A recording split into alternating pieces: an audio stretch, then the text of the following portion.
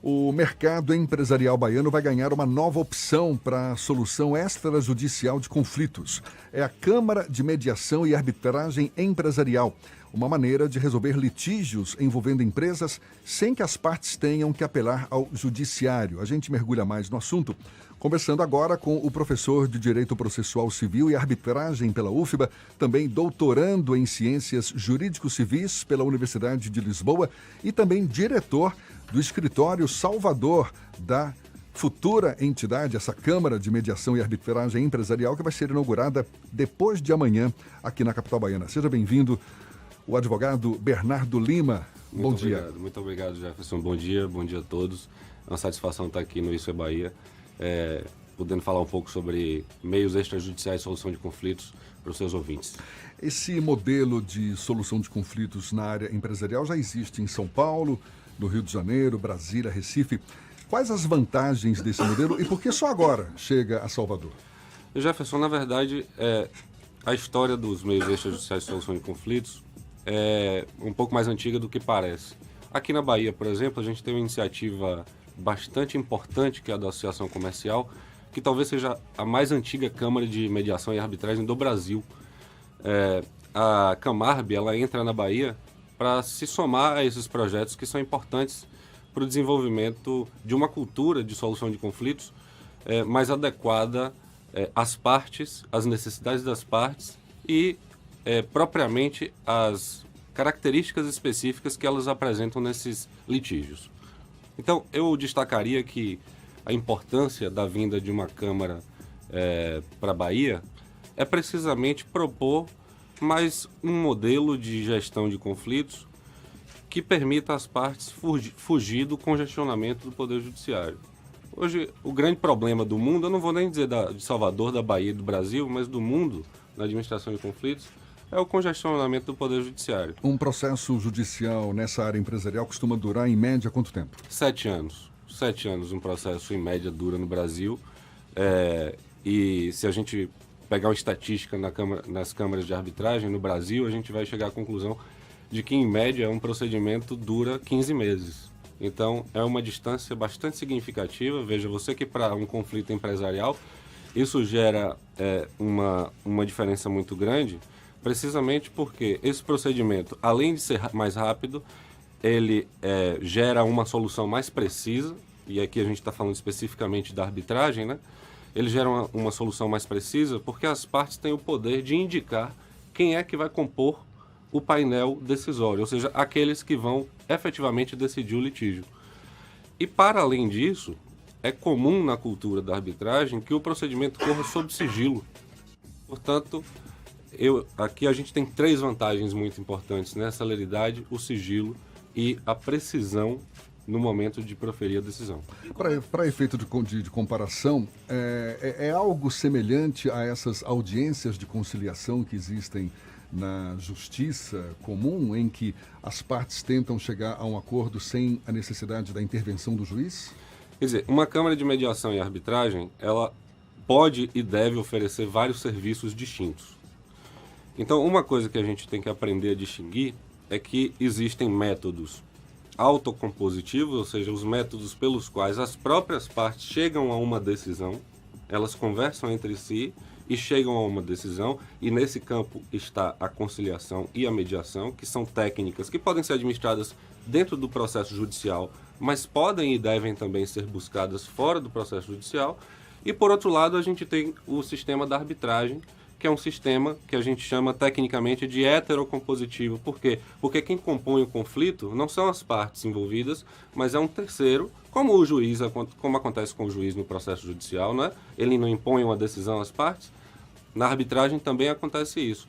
Só que o árbitro normalmente é escolhido pelas partes e, portanto, ele acaba tendo uma legitimidade maior no final do procedimento, porque as partes aqui, afinal, escolheram o decisor. Então, a insurgência das partes contra a decisão tende a diminuir por conta dessa característica. Depois do processo de arbitragem, é necessário uma validação judicial desse resultado, desse acordo entre as partes? Fernando, essa é uma pergunta muito importante e ela ataca na verdade, uma outra pergunta que é por que a arbitragem apareceu assim de uma hora para outra? Está todo mundo falando de arbitragem, né? Até 96, o Brasil utilizava arbitragens, procedimentos arbitrais, mas numa escala quase imperceptível. Por quê?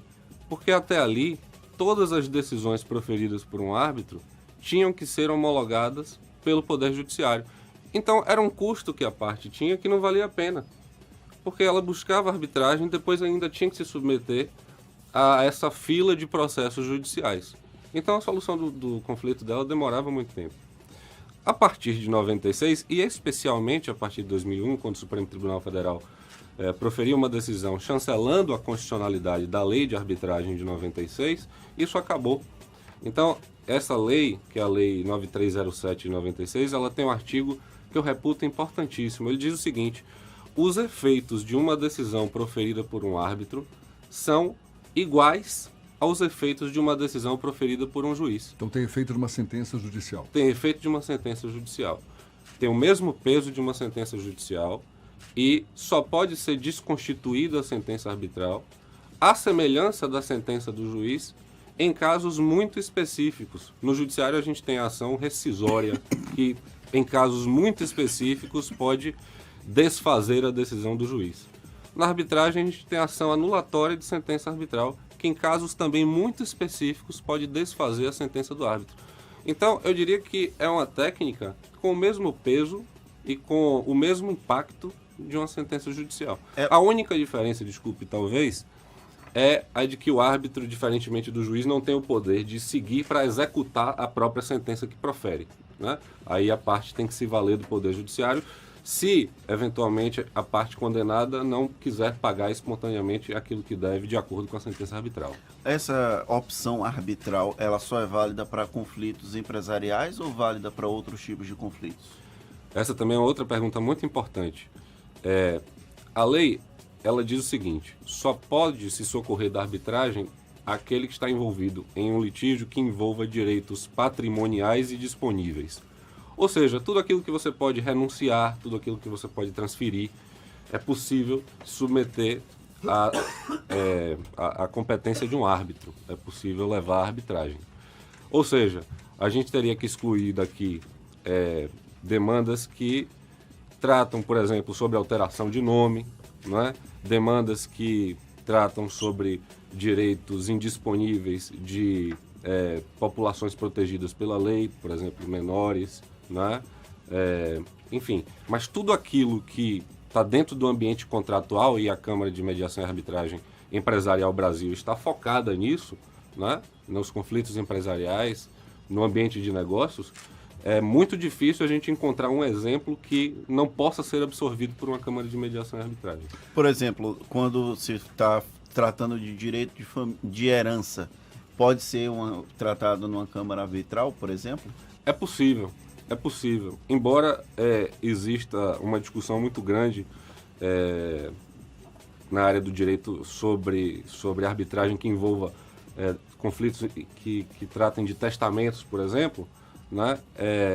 Se a gente partir do pressuposto que a gente está falando de conflitos que envolvem dinheiro, a gente está falando de conflitos de natureza disponível, ou seja, eu posso transferir aquilo que foi deixado para mim, né, em um testamento, por exemplo, como também esses conflitos têm natureza claramente patrimonial, porque a gente está falando de patrimônio deixado para alguém. Então, é absolutamente possível que um conflito dessa natureza seja submetido a uma Câmara de Arbitragem. O árbitro que é escolhido para mediar esse conflito, mediar as partes, qual é a formação acadêmica dele? Jefferson, na verdade, a lei não exige nenhuma formação específica. A arbitragem é um instituto que nasce e se propaga a partir da confiança que as partes depositam no decisor. Como é que é feita a escolha desse árbitro? Imagine que você se depara com um conflito em um contrato que você celebrou. Você, então, provavelmente, esse contrato tem lá uma cláusula já que diz que se surgir um conflito, você tem que se submeter a uma Câmara de Arbitragem. Essa Câmara vai ter um regulamento. A Camarb tem um regulamento que funciona como uma espécie de mini código de processo civil que indica como as partes devem pedir as coisas e responder às solicitações que o procedimento faz para elas. Quando você for solicitar a instauração da arbitragem, vai ter lá uma lista de árbitros disponível na Câmara para você escolher. Pode ser, entretanto, que você não queira um daqueles árbitros. Tem um profissional que desperta uma confiança maior sua. Você também pode sinalizar para a Câmara que você quer esse árbitro no painel. Então não é uma pessoa que necessariamente tenha que ter algum conhecimento jurídico, basta que tenha conhecimento sobre o assunto que vai ser arbitrado, digamos assim.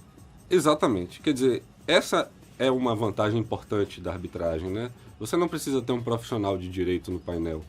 Às vezes, os conflitos suscitam conhecimentos específicos que um profissional de direito não domina, né?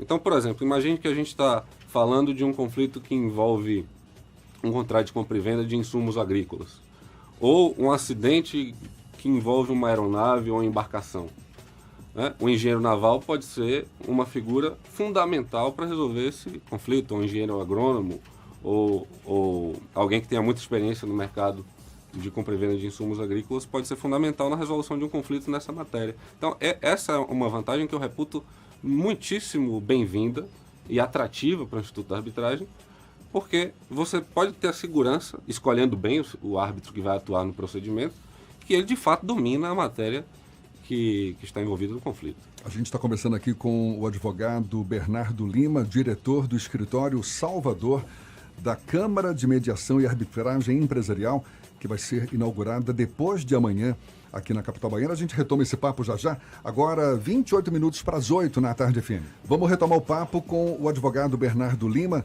diretor do escritório local da Câmara de Mediação e Arbitragem Empresarial, a Camarb, que vai ser inaugurada depois de amanhã durante cerimônia no Salão de Eventos do Yacht Clube da Bahia, aqui em Salvador. É uma entidade que chega com apoio de alguns dos mais importantes escritórios advocatícios da Bahia. É um novo mercado que surge para os advogados também, Bernardo? Sem dúvida nenhuma, Jefferson. Acho que o potencial de crescimento da arbitragem é muito grande. Todo mundo que estuda ou trabalha com isso já há algum tempo enxerga essa tendência. E o que é engraçado perceber também é que esse é um mercado novo, e é um mercado novo e interessante para jovens advogados. Porque eu, por exemplo, quando me formei em 2007, eu não tive quase notícia nenhuma sobre esses temas durante o meu curso de graduação. E hoje o cenário mudou completamente. Cada vez mais as faculdades inserem nas suas grades curriculares disciplinas voltadas aos mecanismos extrajudiciais de conflitos.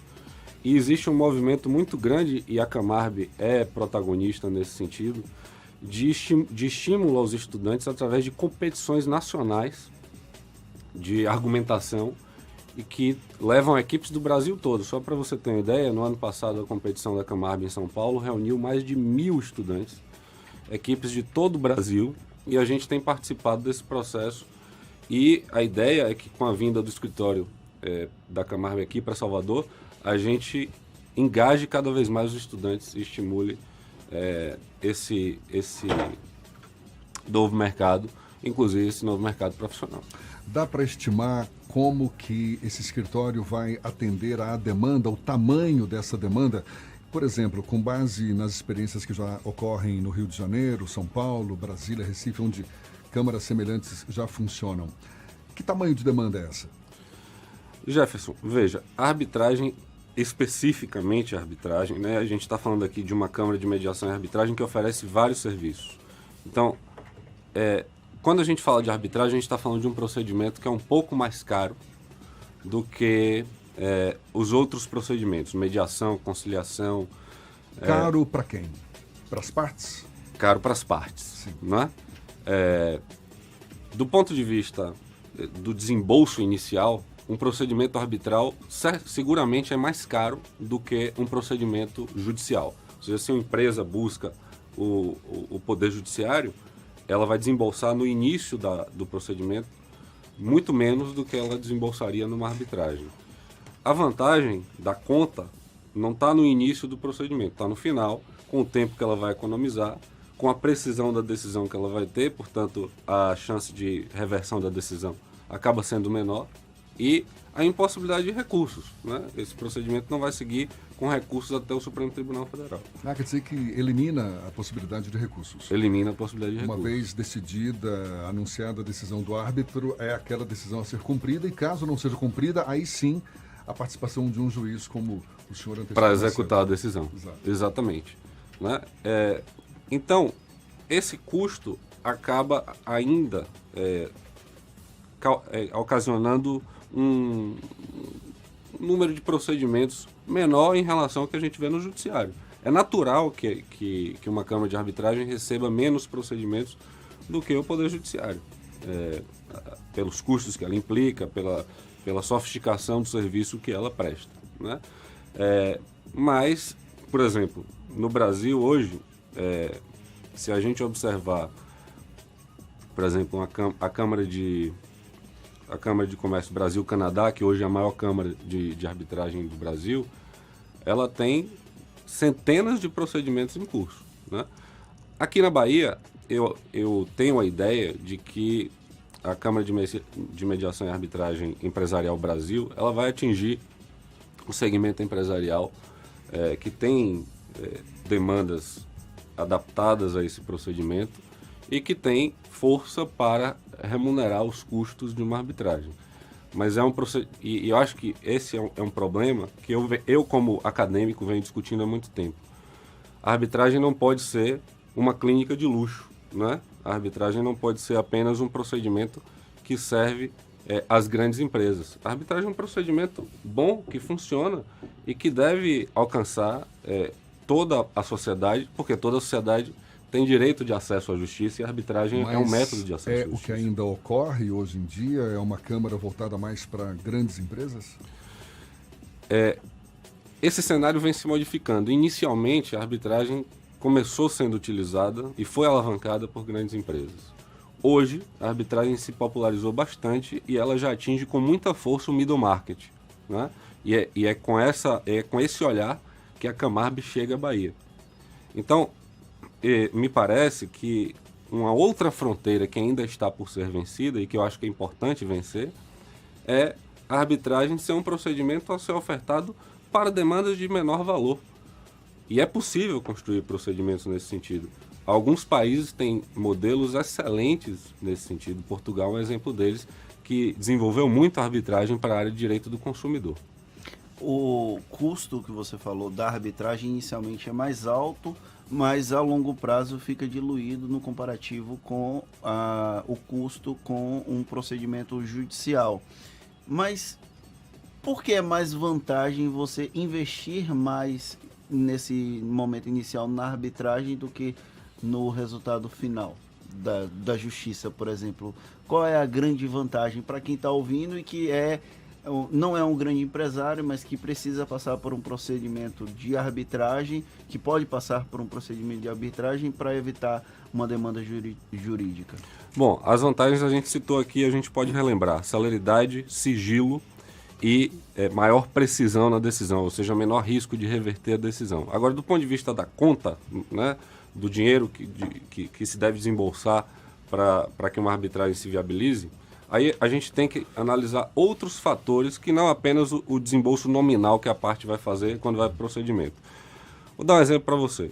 Imagina que você celebra um contrato e lá consta que as partes deverão socorrer do Poder Judiciário. O tempo que esse procedimento vai durar vai gerar custo para a empresa que ela não está enxergando. Ela vai ter que contratar advogado para despachar o processo em Brasília, quando for a Brasília em grau de recurso. Ela vai ter que contratar outros advogados para as outras instâncias, para o STJ, para o STF. Então, há uma série de custos embutidos aí que a parte não consegue enxergar quando o processo começa. Então, no comparativo, é possível, a depender do valor da demanda, do valor em disputa, que esses custos se equilibrem no final. Bernardo, você falou que essa Câmara de Mediação e Arbitragem Empresarial tem vários serviços. É verdade. Para a gente finalizar, pode exemplificar que tantos serviços são esses? Claro, veja, A arbitragem é um deles. A gente já conversou bastante sobre arbitragem hoje. E a gente mencionou também no início da conversa a conciliação e a mediação, que são procedimentos, como a gente mencionou, que através dos quais as partes decidem como resolver o conflito, mas com a ajuda de um terceiro facilitador que ajuda na comunicação. Que aí, no caso, não é um árbitro, é um Que mediador. não é um árbitro, não é uma pessoa que vai impor uma decisão sobre as partes. Não, é uma pessoa que vai ajudá-las a conversar sobre o conflito e a encontrar soluções. Um mediador. É um mediador. E acho que é importante citar, sobretudo aqui no Estado, que a gente tem vários empreendimentos na área de construção civil, a Camarb também oferece o serviço de Dispute Boards, que são instrumentos através dos quais as empresas acompanham a execução de uma obra. Então elas criam uma instância decisória para ir acompanhando a execução de um contrato e à medida que os conflitos vão surgindo, esses problemas vão sendo encaminhados a essa instância decisória que vai resolvendo e trazendo soluções. Advogado Bernardo Lima, que é o diretor do escritório Salvador da Câmara de Mediação e Arbitragem Empresarial, que vai ser inaugurada depois de amanhã. Vai ter uma cerimônia no Salão de Eventos do Yacht Clube da Bahia, com a presença do presidente da OAB Bahia, Seção Bahia, Fabrício de Castro Oliveira, OAB. Pois é. Muito obrigado, então. A gente agradece pelas informações, pelos esclarecimentos e um bom dia. Eu que agradeço, foi uma satisfação estar aqui. Jefferson Fernando, um bom dia a todos. Agora, 7h49, a gente lembra que esse bate-papo todo você pode rever no nosso canal no YouTube e ouvir de novo também nos canais da Tarde FM, no Spotify, no iTunes e no Deezer, 7:50 na Tarde FM.